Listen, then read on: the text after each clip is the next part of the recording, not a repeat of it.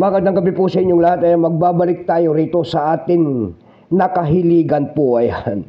Mangulikta ng barya at magbigay po ng kanilang mga presyo sa ating mga online selling. Ayan. Isa naman tayong kolektor, guys. Mayroon naman kasi tayong mapag-usapang barya sa araw, sa gabing ito. Ayan, guys. Pag-usapan natin barya, guys. Ayan.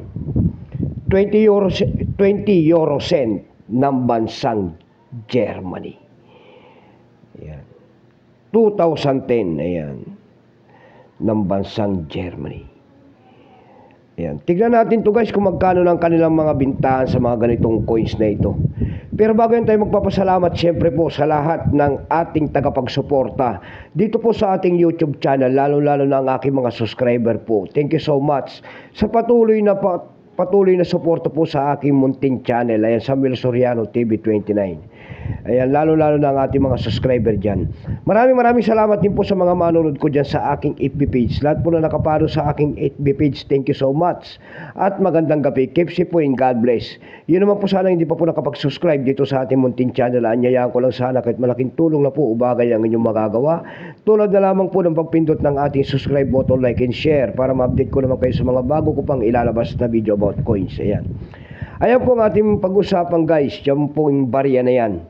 20 euro cent po ng bansang Germany. Nagsimula ang years niyan, guys, mula year 2007 hanggang year 2024. Value po nito ay 20 euro cent. Currency euro 2002 up to date po. Kung ano materialis ang ginamit sa barya na yan, yan po ay Nordic Gold kung tawagin nila. Guys, hindi ko alam kung naisasalayang Nordic Gold kasi. May bigat lamang itong 5.74 grams. May abay itong 22.25 mm. May kapal po naman itong 2.14 mm. Orientation po ay may dalalamin. Ayan. Kung tawagin niya na sa kanyang harap, guys, makikita nyo po yan. Ayan. Nakikita nyo po. Ayan. Ayan. Ayan. Spanish flower pala yan kung tawagin nila, guys. Ayan. Spanish flower. Ayan. Number and das 6319, reference number KM-255. Ito pong year 2010 na ito, guys, ito po ay 16% lamang.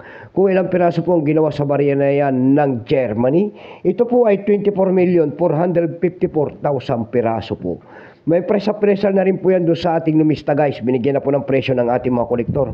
Yung kanya extra pa yun po, may presyo po yan na 12 pesos. Yung uncirculated naman ay 25. Dako naman tayo sa kanyang price doon sa ating EV.com. Sa EV.com, guys, nagtingin-tingin tayo nito kung magkano ng mga bintahan. Sa EV.com, guys, meron tayo nakita nagbebenta nito ng $6.39. Nasundan po yan ng $5. Yung pinakamababa po na bintahan doon ay $1.99 na.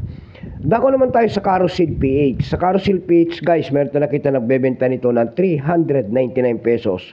Nasundan po yan ng 100 pesos. Yung pinakamababa po na bintahan doon, guys, ay 30 pesos na. Ayan lamang po ang aking may babaging kanyang presyo po. Keep safe po sa inyo lahat and God bless at magandang gabi po.